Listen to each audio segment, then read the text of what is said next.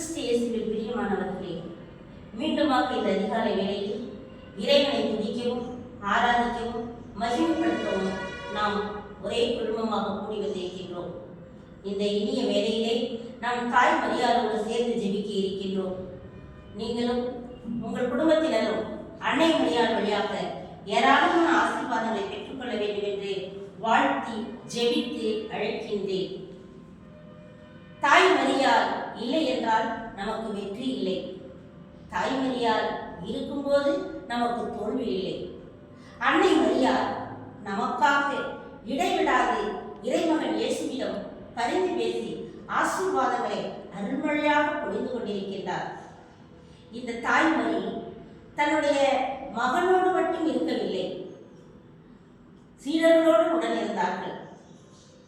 அன்று என்று பரிந்து பேச தொடங்கினார்களோ அன்றிலிருந்து இன்று வரை பரிந்து பேசிக் கொண்டிருக்கக்கூடிய நல்ல ஒரு அம்மாவாக இருக்கின்றார்கள்.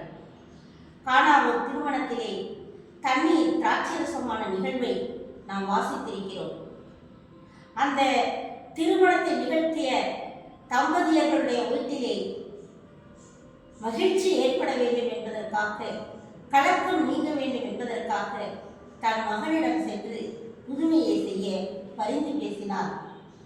அவருடைய துன்பத்திலே பங்கெடுத்துக் கொண்டார். அவருடைய வாழ்க்கையிலே மகிழ்ச்சியை பெற்றுக் கொடுத்தார்.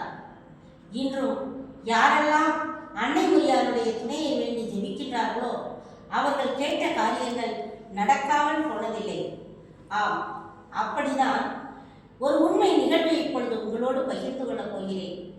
பிரான்ஸ் தேசம் நாம் அனைவருக்கும் தெரிந்த ஒன்று. இந்த பிரான்ஸ் தேசத்திலே லூர்து மாதா ஆலயம் இருக்கிறது. இந்த ஆலயத்திலே ஒவ்வொரு நாளும் 12 மணிக்கு திருப்பலி நடைபெற்றுக் கொண்டிருக்கிறது. அந்த திருப்பலியிலே பல்லாயிரக்கணக்கான மக்கள் வந்து கலந்து தங்களுடைய வேதனைகளையும் கண்ணீர்களையும் கவலைகளையும் ஒப்புக் கொடுத்து அன்னை மரியாள் வழியாக ஆசீர்வாதங்களை பெற்று சுகமடைந்து செல்கின்றார்கள். அவ்வாறு ஒரு நாள் திருப்பலி நடைபெறுகிறது. திருப்பலி முடிகின்ற அந்த வேளையிலே அடுத்து திவ்ய நற்கருணை ஆராதனை. குருவானவர் திவ்ய நற்கருணை எடுத்து வர தயாராகி கொண்டிருக்கின்றார். ஒரு தாயானவர் தன்னுடைய மகள் 2 கால்களும் சூம்பி போன ஒரு மகளை தள்ளுவண்டியிலே வைத்து தள்ளிக்கொண்டே பீடத்தின் முன்பாக அழைத்து வருகின்றார். குருவானவர் தன்னுடைய கரங்களிலே கதிர் பாத்திரத்தை ஏந்தி கொண்டு பீடத்தை நோக்கி செல்கின்றார். அப்பொழுது ஒரு மருத்துவக் கல்லூரியில் படிக்கக்கூடிய 4ஆம் ஆண்டு படிக்கக்கூடிய ஒரு இளைஞர் பின்புறமாக நின்று இதை உற்று கவனித்துக் கொண்டிருக்கின்றார். அவர் நினைக்கின்றார், என்ன இவர்கள் முட்டாள்தனமான வேலை செய்கிறார்கள்? உடல்நிலை சரியில்லை என்றால் மருத்துவமனைக்கு போக வேண்டியதுதானே? இப்படி மாதாவுடைய பாதத்திலே வந்து சுகமளிக்க சொல்லி கேட்டுக்கொண்டிருக்கிறார்களே, இது முட்டாள்தனமாக இருக்கிறது. மருத்துவமனைக்கு சென்றால் மூட்டிலே அறுவை சிகிச்சை செய்வார்கள், மாற்றுக்கால் வைப்பார்கள், நடக்கலாமே என்றெல்லாம் நினைத்து கொண்டிருக்கின்றார். ஆனால் அந்த பிஞ்சி குழந்தையோ, இயேசுவே என்னுடைய காலை சுகப்படுத்தி, இல்லை என்றால் மாதாவிடம் சொல்லி உன்னை நான் அடிக்க சொல்லுவேன் என்று சொல்லுகிறார். மீண்டும் மீண்டுமாக உரத்த குரலில், இயேசுவே நீர் உயிருள்ளவராக நற்கருணையில் இருக்கின்றீரே, என்னுடைய காலை சுகப்படுத்தி, இல்லை என்றால் அன்னை மரியாளிடம் சொல்லி நான் உன்னை அடிக்க சொல்லுவேன் என்று திரும்ப திரும்ப அவர் சொல்லிக்கொண்டே இருக்கிறார். இவருடைய சத்தம் அதிகரிக்க அதிகரிக்க அங்கிருந்த ஆயிரக்கணக்கான மக்களும் இவருடைய வேண்டுதலோடு சேர்ந்து கொண்டு அவ்வளவே ஜெபிக்க ஆரம்பித்தார்கள். சற்று நேரத்திலே அங்கு அதிசயம் நடக்கிறது, அற்புதம் நடக்கிறது.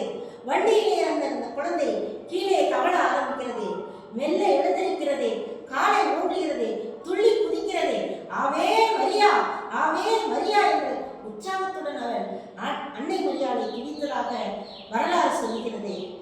அந்த மருத்துவக் கல்லூரி மாணவனோ இதை கண்டு திகிலுற்று, இங்கு என்ன மாய வேலை நடக்கிறது புரியவில்லையே என்று சொல்லி அந்த குழந்தையை தூக்கி கொண்டு மருத்துவமனைக்கு ஓடுகிறான். 120 மருத்துவர்கள் சேர்ந்து பரிசோதனை செய்து அது புதுமை நடந்திருக்கிறது, இது அற்புதம் நடந்திருக்கிறது, இது அதிசயம் நடந்திருக்கிறது, இது அன்னை மரியாள் நிகழ்ந்திருக்கிறது என்று சான்றப்பமிட்டு கையொப்பமிடுகிறார்கள். இதை அறிந்த அந்த மருத்துவக் கல்லூரி மாணவன் அன்று உறுதி அளிக்கிறார். தன்னுடைய மருத்துவக் கல்லூரி படிப்பை முடித்து விட்டவுடன் தான் திருநற்கருணையை தன்னுடைய கையிலே ஏந்தி கொண்டு மக்களுக்கு கொடுப்பேன் என்றும் அன்னை மரியாளுடைய புகழை பாடுவேன் என்று சொல்லி உறுதி கொண்டு அவர் குருவானவராக மாறுகிறார். சார்ந்த அதிபராக இருந்த அருட்பே என்று சொல்லக்கூடிய குருவானவர். ஆம், இப்படி அன்னை மரியாள் இடைவிடாமல் பரிந்து பேசக்கூடிய தாயாக இருக்கின்றார். வாருங்கள், நாம் அன்னை மரியாள் வழியாக ஆண்டவருடைய ஆசிரை நாமும் பெற்றுக்கொள்வோம், நம் குடும்பமும் பெற்றுக்கொள்ளட்டும்.